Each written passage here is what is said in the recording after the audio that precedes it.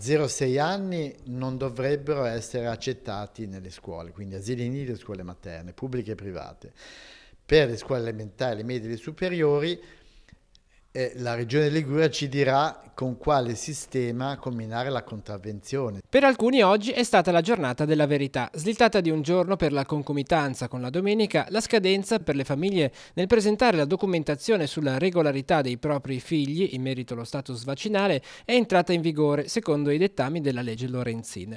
Nessuna proroga dunque per una data già slittata di un anno. Chi ad oggi non risulta adempiente o resta fuori dall'asilo nido e dalle scuole materne, se parliamo di bambini fino ai 6 anni di età, o viene accettato a scuola, ma nei suoi confronti partirà un provvedimento amministrativo, sulla cui applicazione operativa però le scuole non sono ancora in grado di dare indicazioni chiare.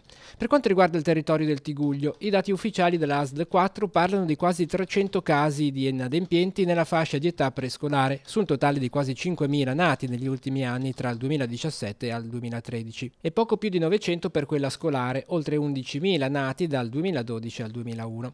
Un dato che comunque supera la soglia del 95% di copertura vaccinale indicata come sicura dalle autorità sanitarie sia per l'esavalente che per il morbillo e che a 2 anni dall'introduzione dei nuovi obblighi vaccinali ha segnato un recupero della copertura soprattutto nei soggetti in età scolare. Molti si erano dimenticati dei richiami, quindi praticamente noi siamo passati da circa 1.800 soggetti, diciamo, inadempienti a 900, quindi un buon recupero proprio in quelle famiglie che si erano dimenticati o che non avevano portato la documentazione perché magari vaccinati in altre regioni italiane o addirittura all'estero. Una disponibilità all'accompagnamento nella scelta di vaccinarsi che ha ribadito l'assessore regionale alla sanità continua anche attraverso una corsia preferenziale. Noi siamo sempre disponibili per le famiglie per dare tutte le informazioni che ritengono di ricevere, avere documentazione eccetera sulle vaccinazioni. Chi non è ancora in regola